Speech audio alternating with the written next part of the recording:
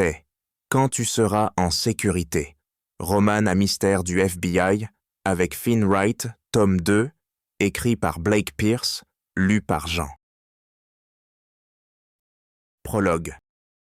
Maggie s'arrêta un instant, ferma les yeux et se concentra sur sa respiration. Elle ne fit que cela, respirer. Loin de la circulation incessante du centre de Londres, ce petit chemin tortueux le long de la Tamise était tout aussi solitaire qu'elle. Il y avait un certain lien entre eux. C'était là son sanctuaire, et, parfois, sa seule échappatoire. Le soleil matinal brillait à travers le feuillage des arbres qui la surplombaient, menaçant la vieille cité majestueuse d'une nouvelle journée d'été chaude. Maggie n'aimait pas la chaleur, elle préférait la fraîcheur de l'ombre, qui lui rappelait les vacances en famille dans le Nord, quand elle y était enfant. Elle aimait sentir la pluie sur sa peau, le vent dans ses cheveux sombres. Elle se sentait alors en vie.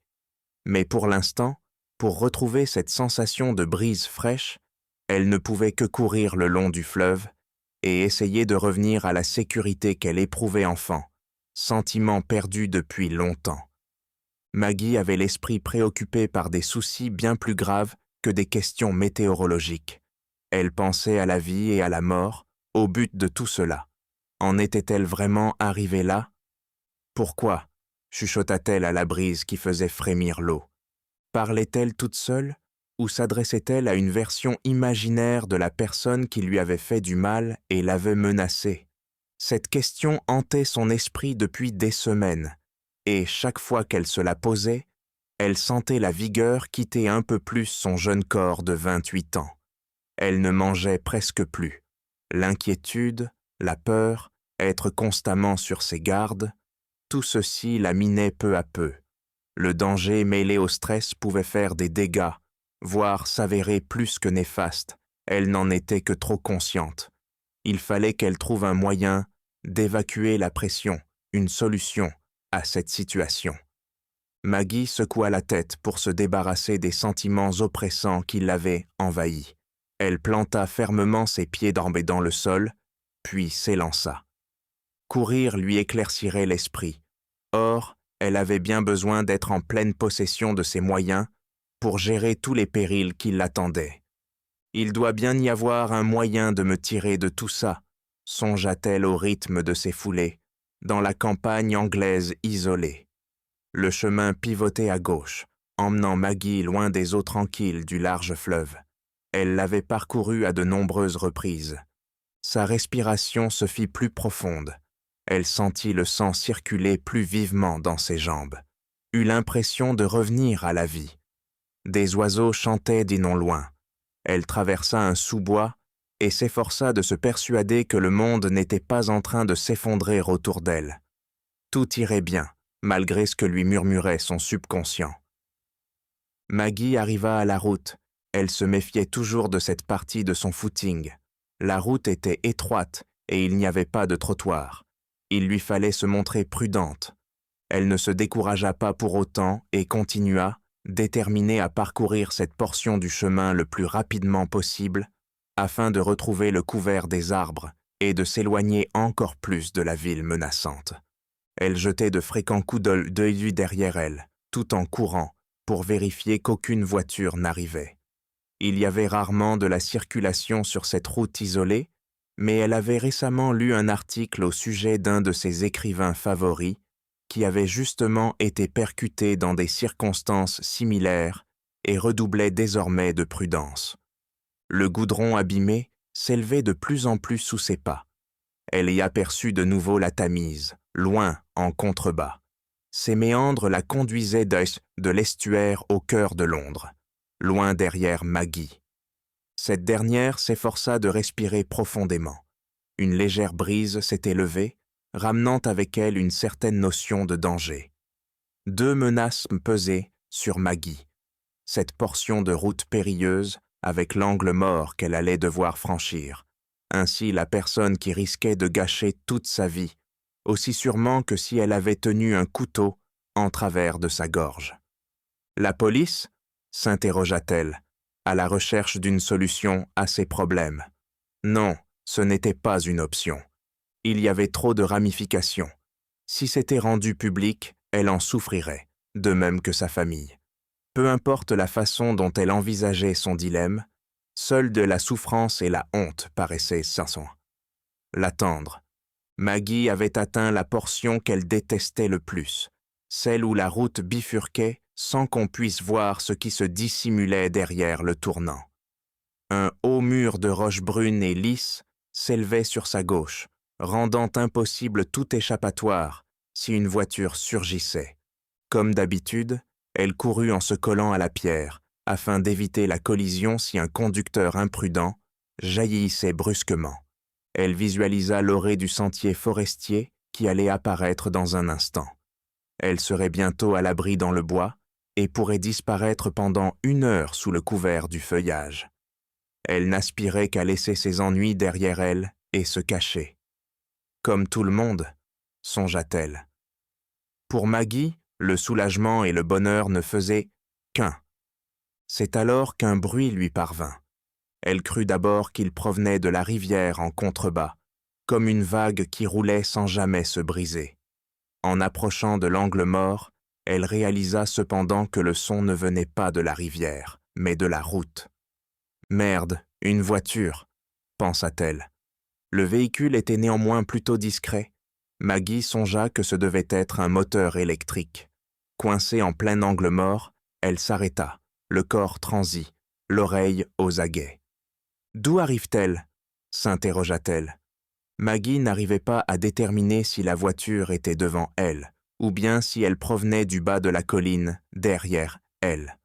Dans son dos, la route était en partie dissimulée par des arbres aux branches basses, semblables à des doigts recourbés, tandis que face à elle, le tournant masquait ce qui se profilait. « Mieux vaut que je continue. » Maggie se colla à nouveau à la paroi rocheuse et s'élança à grande foulée. Plus vite elle quitterait la route, mieux ce serait. Le murmure du moteur électrique et le bruit des pneus sur la chaussée se rapprochaient, mais elle n'en voyait toujours pas la source. Maggie avait donc l'impression qu'une menace invisible pesait sur elle. Plus vite, Maggie. Allez! Elle sprinta et finit enfin par quitter le tournant si dangereux. La route réapparut devant elle. Elle qui avait espéré s'en trouver soulagée, et donc heureuse, n'éprouva aucune de ces émotions. La chaussée était vide, certes, mais un arbre était tombé en travers et la bloquait partiellement. Les yeux inquiets de Maggie se posèrent sur le panneau en bois peint en vert qui indiquait l'entrée du sentier forestier, celui qu'elle attendait impatiemment. Malheureusement, il allait être compliqué de l'atteindre. L'arbre lui barrait la route, la bloquant le long de la face rocheuse et l'empêchant d'atteindre le bois proche. Impossible de s'échapper de ce côté-ci. Elle réalisa alors que le bruit de la voiture était bien derrière elle et décida de continuer à avancer jusqu'à l'arbre qui gisait en travers de la chaussée. Elle craignait que le conducteur ne la voyât pas, ainsi positionnée en sortie de virage. Maggie regarda par-dessus son épaule vers ce qu'elle venait de franchir, mais n'aperçut pas encore de véhicule. Elle allait néanmoins se retrouver bloquée dans un instant, sans pour autant être à l'abri du danger. Elle atteignit l'arbre et pivota. Toujours pas de voiture, mais le bruit étrange et sourd s'était fait plus fort. Maggie marqua une pause, s'attendant à tout instant à voir surgir un véhicule. Rien n'apparut. Elle soupira impatiemment et décida de prendre un risque mesuré. Elle longea les branches brisées et traversa la chaussée. Ce fut à cet instant que surgit une voiture rouge, bien trop vite pour une route si étroite et si élevée. Le conducteur allait lui aussi devoir contourner l'arbre, et à cette allure, Maggie craignait qu'il ne voie pas l'obstacle à temps. La peur l'envahit. L'accident les guettait. Il fallait qu'elle se mette en sécurité. Elle courut aussi vite qu'elle le put. Le véhicule se dirigeait droit sur elle. Paniquée, elle s'élança sans prendre garde à ce qui l'entourait. Son haut blanc s'accrocha à une épaisse branche brisée, dont l'écorce lui entama la peau. Du sang coula de l'entaille. Maggie hoqueta de douleur et essaya de se libérer. Les doigts d'arc crochus de l'arbre ne voulaient pas la laisser partir. Elle parvint à s'en dégager au prix d'une lutte acharnée, mais le recul la fit basculer en arrière. Elle tomba à terre et leva les yeux. Les pneus de la voiture crissèrent en donnant un hurlement de bête mécanique furieuse. Maggie essaya désespérément de se relever, mais c'était trop tard. Les freins geignirent, l'odeur de la gomme brûlée envahit l'air. Le véhicule se dirigeait droit sur Maggie. Elle n'eut même pas le temps de crier. Un oiseau se mit à chanter, non loin. Le corps sans vie de Maggie gisait sur la route isolée. Chapitre 1. Assis dans un café à Londres, Finn Wright écoutait avec une frustration croissante l'homme en costume gris assis face à lui. Philip C. Reid, avocat méticuleux d'une 60aine d'années, avait visiblement eu recours à une greffe de cheveux. Il portait des lunettes épaisses et des chaussures en cuir onéreuses. Le café était animé, malgré le chaud soleil estival au dehors, et le bruit des conversations, ainsi que celui des verres qui s'entrechoquaient, étaient des bien plus intéressants pour Finn que ce que son interlocuteur lui disait. Parfois, il n'aimait pas entendre la vérité, même si celle-ci était délivrée avec un accent américain qui lui rappelait sa patrie. Quelques semaines auparavant, avant que Finn ne décidât de prendre des vacances au Royaume-Uni, il faisait l'objet d'une enquête interne au FBI suite au sauvetage risqué d'une otage pendant une chasse à l'homme. L'otage avait été sauvé, mais Finn avait pour cela désobéi à un ordre direct et causé au passage de nombreux dégâts matériels lors de la fusillade qui avait eu lieu. Après enquête, il était désormais poursuivi pour les dommages occasionnés et ne savait pas encore s'il aurait à nouveau un poste au FBI un jour. Il risquait également de se trouver ruiné si l'on estimait qu'il était bien responsable de tous les dégâts. Finn garda le silence un moment, distrait par l'odeur alléchante des pâtisseries à la cannelle qui cuisaient au derrière le comptoir, à quelques mètres d'eux. « Finn, je n'ai pas passé 10 heures dans un avion pour que vous m'ignoriez, » l'admonesta Philippe. L'intéressé baissa les yeux sur le grand divan en cuir brun, sur lequel il était assis. Le canapé se creusait comme si ses ressorts avaient lâché sous le poids de tous les postérieurs qui y avaient pour mal pris place au fil des années. Finn se mit à rebondir légèrement sur le sofa. « Franchement, je pense que ce truc pourrait céder à tout instant, » estima-t-il. « Et là, mon cher Philippe, nous aurions un vrai procès sur les bras. Dites-moi, que pourrait toucher un type qui aurait été blessé par un divan? Si besoin, je peux même renverser mon café sur mes vêtements. » L'avocat secoua la tête. « Seward m'avait prévenu que vous étiez difficile, mais je n'avais pas idée à quel point. Son patron, le directeur Seward, était censé se tenir à l'écart de l'enquête, mais il s'efforçait néanmoins de s'assurer que Finn conservât son poste de manière officieuse. » Finn regarda l'avocat et culpabilisa. « Je suis désolé, Philippe. Je prends la chose au sérieux, mais je ne peux pas tout laisser tomber et rentrer à la maison. Pas encore. » Il n'était pas seulement inquiet au sujet de l'enquête. Depuis 2 semaines, il songeait à son éventuel retour et à la discussion qu'il allait devoir avoir avec Demi, son ex-fiancée. Encore une situation qu'il avait laissée en plan et qui menaçait désormais de se retourner contre lui. Elle voulait réparer les pots cassés, mais lui craignait de lui pardonner son infidélité dès l'instant où il poserait les yeux sur elle. Demi avait toujours eu cet effet sur lui. Rester physiquement à l'écart lui permettait également de prendre de la distance psychologiquement et d'éviter de commettre une erreur.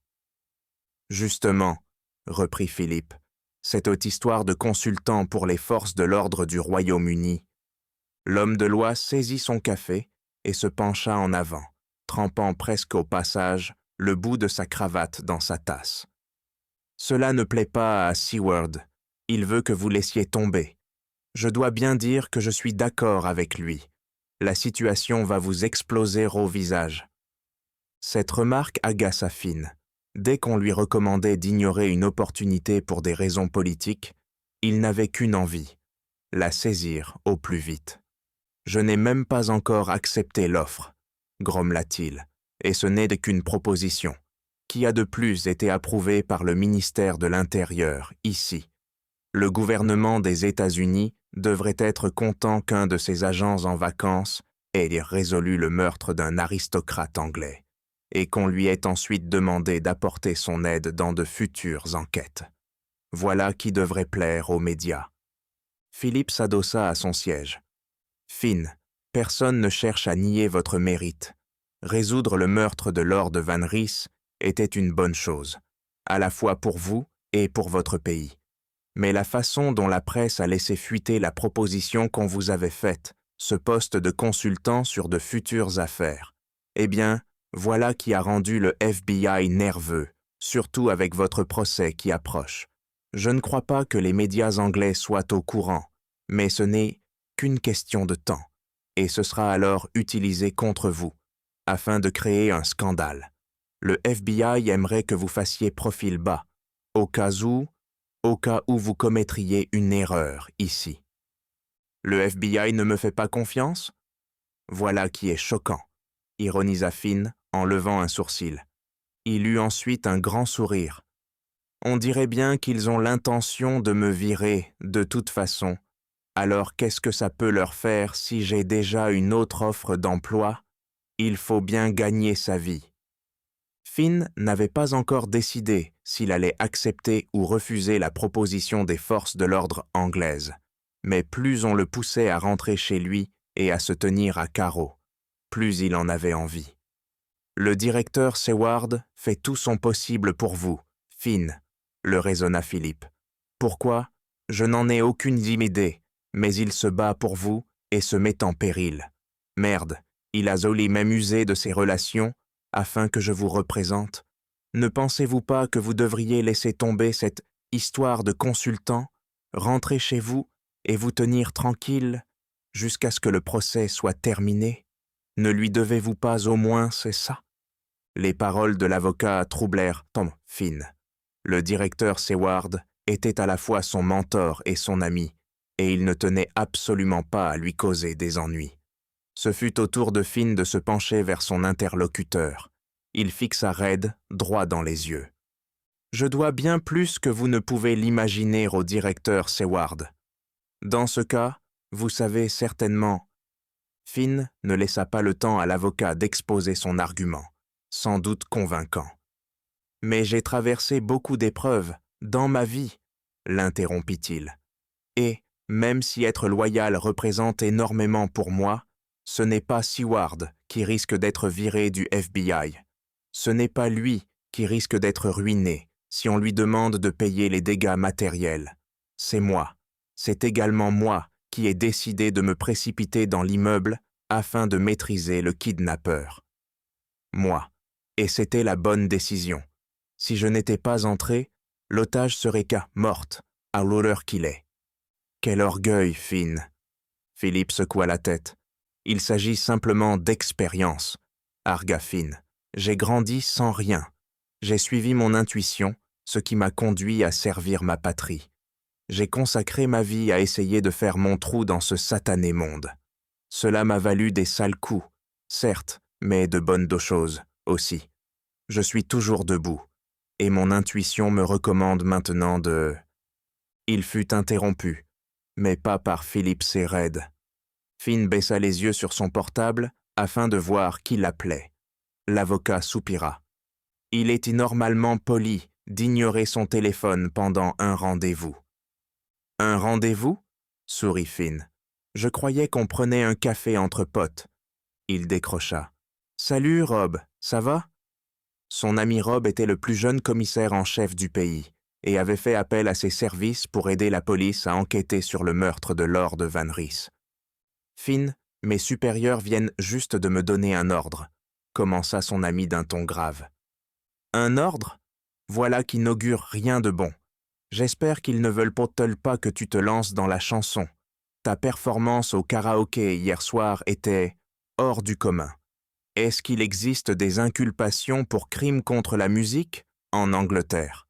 Vont-ils t'arrêter? Arrête de faire l'idiot, c'est sérieux, le réprimanda Rob. Finn aimait plaisanter, c'était pour lui la seule façon de traverser les épreuves, mais il se retint. Que se passe-t-il? S'enquit-il. On m'a demandé d'aller chercher l'inspectrice Winters, et toi, afin de vous amener sur une scène de crime le long de la Tamise, juste en dehors de Londres. Je ne sais pas, commença Finn. C'est le moment de te décider, Finn. Mes supérieurs veulent avoir la même équipe que pour l'affaire Van Rees, je tiens à te le dire. Ils se sont montrés très clairs à ce sujet. Tu me ferais vraiment une sacrée faveur en acceptant. Finn hocha la tête. Ses pensées allèrent chanter momentanément au directeur Seward. Obéirait-il aux ordres et rentrerait-il chez lui? Non, songea Finn. Rob avait besoin de lui. Il était visiblement sous pression. On allait exiger de lui qu'il réussisse à nouveau l'impossible et résolve cette enquête rapidement. Finn était conscient de la situation.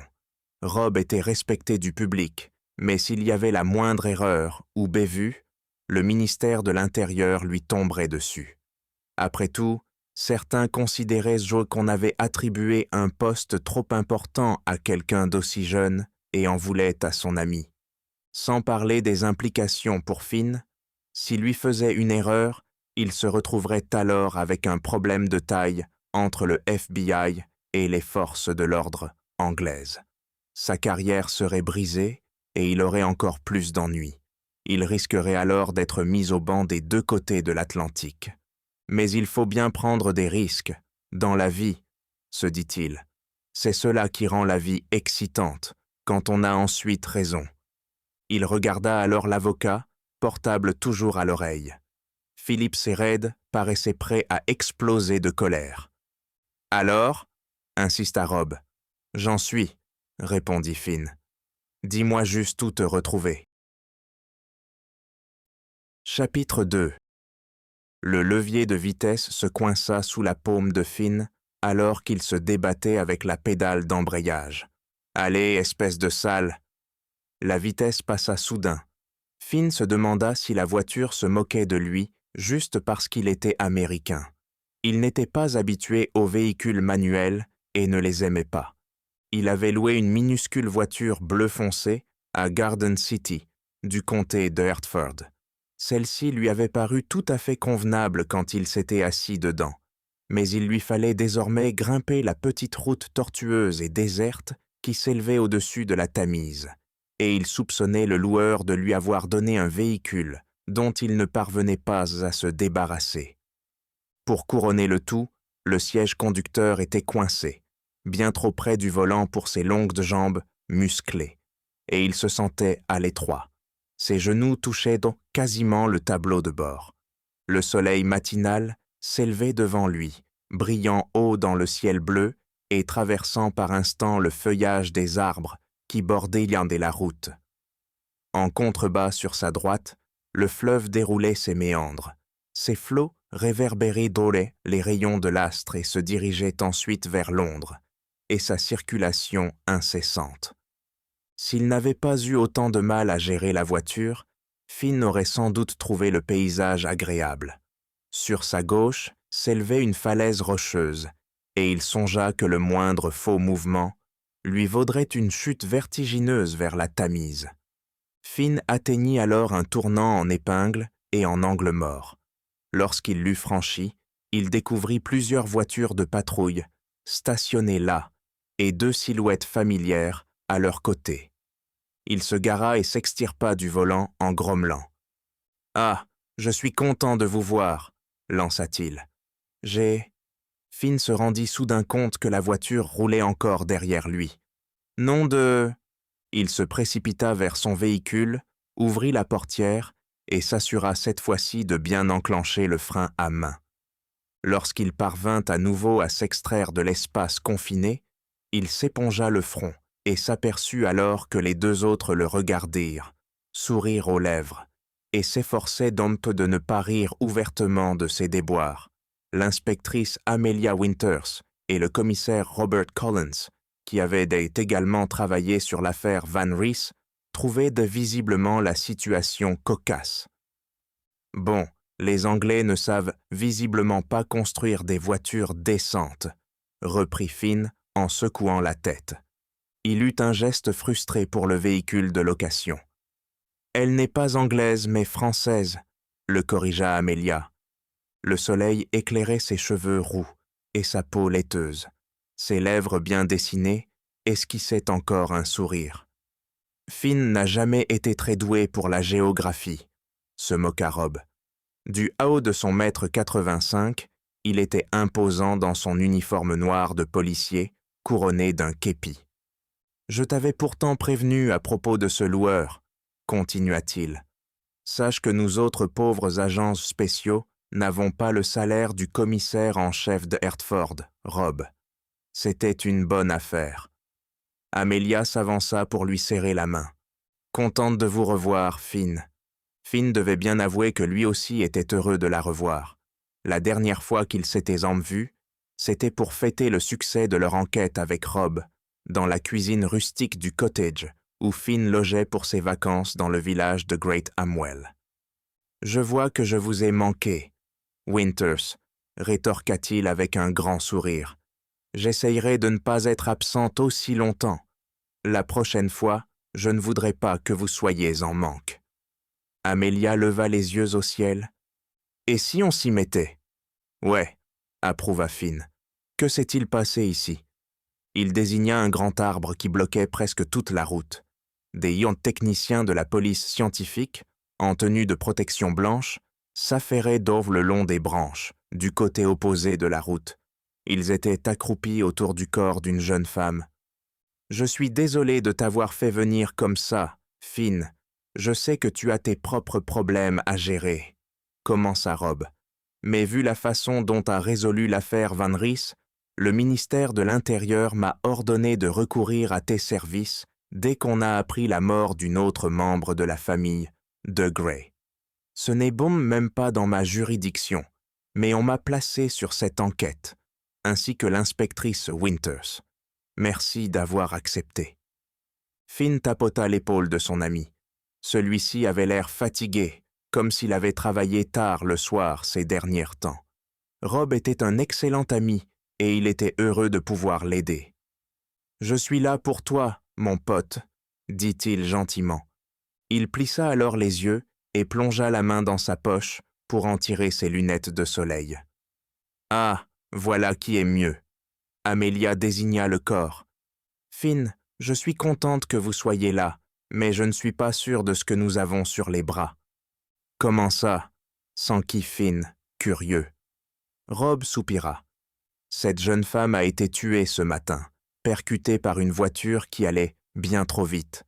Son corps a atterri le long de la route. On dirait qu'elle est Messedam morte sur le coup, ou peu de temps après. Nous n'en sommes là pas encore sûrs. »« Un délit de fuite ?»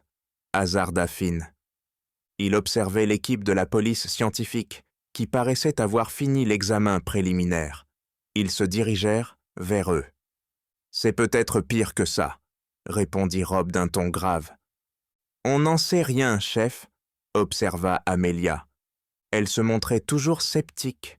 Finn n'était pas toujours d'accord avec elle, mais il admirait son sens du détail. « Tu penses donc que c'était un acte délibéré ?»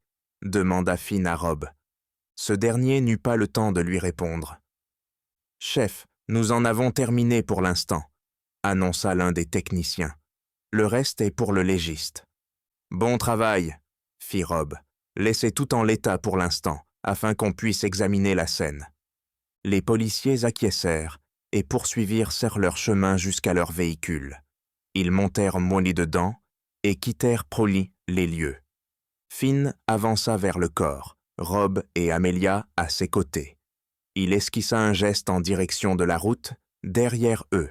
« J'ai franchi le point de contrôle, en bas de la colline, mais je n'ai vu aucun journaliste. Je pensais avoir été appelé parce que la victime était quelqu'un d'important. »« Les médias ne tarderont pas à l'apprendre, » répondit Amelia. « Mais pour l'instant, nous avons de la chance. » Finn regarda le corps à leurs pieds. Une jeune femme d'une vingtaine d'années, sportive, vêtue d'une tenue de jogging grise. Ses cheveux dissimulaient en partie son visage, ses yeux bruns étaient encore ouverts, le regard figé. Il avait déjà vu de nombreux cadavres durant sa carrière d'agent spécial, mais il avait néanmoins l'impression de perdre un peu de sa foi en l'humanité à chaque fois qu'il en observait un nouveau. Il avait beau essayer de faire preuve d'humour, l'absurdité de ces morts le hantait. « Pauvre femme », murmura-t-il. En se redressant, il lut de la surprise dans les yeux d'Amelia, comme si elle ne s'attendait pas à ce qu'il se montre délicat. « Winters, on pourrait écrire une encyclopédie avec tout ce que vous ignorez à mon sujet, songea-t-il. Elle s'appelle Maggie de Grey, lui apprit Rob. Elle fait partie de la famille. J'ai entendu parler des de Grey, l'interrompit Finn. Leur château était proche d'ici, non? Oui, répondit Amelia. Certains membres de la famille y résident toute l'année, tandis que d'autres vont et viennent. Maggie devait être en train de faire son footing matinal quand la voiture est arrivée du tournant et l'a percutée. Le conducteur n'a sûrement pas eu le temps de réagir. « Et en quoi est-ce suspect ?» s'enquit Finn. « Ça ne l'était pas », asséna Amelia d'un ton catégorique. Rob reprit la parole. « Maggie est la deuxième de la famille à mourir subitement en 2 semaines. Il y a d'abord eu Quentin de Grey, le patriarche, qui possédait la majeure partie de la fortune familiale, si je ne me trompe pas. L'autopsie préliminaire avait déterminé qu'il était mort de cause naturelle, mais on a ensuite découvert une anomalie dans ses analyses sanguines. Une deuxième autopsie va donc être effectuée afin d'en apprendre plus. Il pourrait tout aussi bien s'agir d'une coïncidence, argua Amelia. Vous n'y croyez pas, Winters, lança Finn. Non, pas pour l'instant. J'apprends tout ça en même temps que vous, mais tout ce que je vois ici relève d'un accident. Assassiner quelqu'un ainsi demande beaucoup de préparation. Il y a d'autres moyens bien plus simples de tuer sa cible. Une légère brise se leva, faisant frissonner les feuilles des arbres et bosquets le long de la pente abrupte. Finn réfléchit 1 minute aux paroles d'Amelia. Il remarqua soudain quelque chose. Un panneau vert derrière l'arbre tombé sur la route. « Il y a un chemin forestier là-bas. On dirait bien qu'il était goudronné, » constata-t-il en caressant les poils blonds qui repoussaient sur son menton. Rob suivit son regard. « Tu penses que Maggie s'y dirigeait? » « Cela semblerait logique, » acquiesça Finn. Il observe les environs. Hormis ce chemin, il n'y a rien d'autre que la route, et je ne pense pas qu'on aurait envie de courir le long du précipice. C'est trop étroit et dangereux. Je crois bien avoir aperçu un autre chemin de l'autre côté de la route, au pied de la colline. Finn se détourna du corps pour mieux inspecter l'arbre. Ce dernier était immense, bien trop haut et touffu pour qu'on l'escalade. Il imagina la panique de la victime qui essayait désespérément d'échapper à la mort. « Bien, supposons que Maggie ait été en train de courir, » reprit-il. « Elles arrivent sur la route, comptent gravir la colline, contourner l'angle mort, puis rejoindre rapidement l'autre partie du sentier. Mais lorsqu'elle débouche du tournant, elle tombe sur cet arbre qui lui barre le chemin. » Un autre détail attira alors son attention. Il se rapprocha un peu plus de l'arbre. « Qu'y a-t-il » demanda Rob.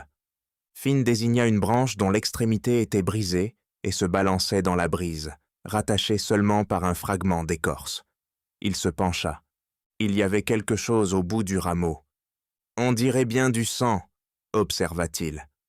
Amelia le rejoignit et inspecta elle aussi la branche. « Il semblerait que vous ayez raison. Maggie a dû s'écorcher dessus avant de mourir. » « Oui, » acquiesça distraitement Finn. Il retourna vers le cadavre. « Est-ce que tu as des gants, Rob ?» Son ami tira une paire de gants en latex bleu de sa poche. Finn les enfila, puis souleva délicatement le haut gris de Maggie. Son corps était parsemé d'ecchymoses et hématomes, et il découvrit une entaille sur son flanc, ainsi qu'il s'y attendait. D'accord, elle s'était raflée, mais cela ne veut toujours pas dire qu'elle a été assassinée, objecta Amelia. Elle courait et a dû se griffer en passant. Oui, mais regardez bien la branche. Dans quel sens elle est brisée. Et maintenant, il désigna le trou dans le débardeur de Maggie. Son haut s'est coincé dans la branche. Elle a essayé de le dégager en tirant. Et la branche s'est cassée. Elle est peut-être tombée, mais elle a fini de ce côté-ci de la route. En effet, fit Amelia en inspectant les environs. Mais la seule chose que nous pouvons en déduire, c'est qu'elle s'est dirigée par ici, et nous le savions déjà. Mais pourquoi aurait-elle... Écoutez. Finn se tut un instant. Qu'entendez-vous? Le van de la police scientifique, au bas de la colline, répondit Amelia. Attendez, intervint Rob. Si on entend le van, alors Maggie a dû entendre la voiture qui montait derrière elle. Justement, Maggie a entendu la voiture, approuva Finn. Il se déplaça vers le tournant pour mieux le désigner du doigt. Elle n'avait pas d'écouteurs, elle a donc forcément dû l'entendre. Et, au lieu de retourner le long de la falaise pour se mettre à l'abri, elle a couru jusqu'ici, s'est écorchée sur la branche et a essayé de continuer son chemin. On dirait bien, commença Rob. Qu'elle essayait de fuir, termina Amelia, ou du moins qu'elle avait peur et se sentait en danger. Elle a entendu un bruit de moteur sur cette route déserte et a tout de suite pensé qu'il s'agissait d'une menace. Ce ne sont que des suppositions, argua encore Amelia. Tout ceci est de beau possible, mais nous avançons un peu trop, vous ne croyez pas? Finn resta muet, plongé dans ses pensées. Il repensait à la route qu'il avait parcourue pour gravir la colline. « Il est cassé ?» lança Amelia à Rob. « Non, il fait ça, parfois, » soupira Rob. « Finn, il y a autre chose ?»« Peut-être. Vous voulez faire une petite balade, tous les deux. » Ils lui emboîtèrent donc le pas, dépassèrent sur le tournant, puis descendirent le long de la pente. Tout en bas, ils voyaient le poste de contrôle où les policiers arrêtaient les voitures. Mais ce n'était pas ça qui intéressait Finn. Il regarda au loin et distingua un immense château avec 4 tours, entouré d'un bras de rivière qui formait comme des douves. « On ne le voyait pas d'en haut, » reprit-il. « Je suppose que c'est la château de Grey ?»« Bravo, » se moqua Amelia. « Ça va, Winters. Il y a des châteaux partout ici. Je voulais juste être sûr que c'était le bon. » Nous espérons que vous avez apprécié cet aperçu. Pour continuer à écouter ce livre audio sur Google Play Livres, utilisez le lien dans la description de la vidéo.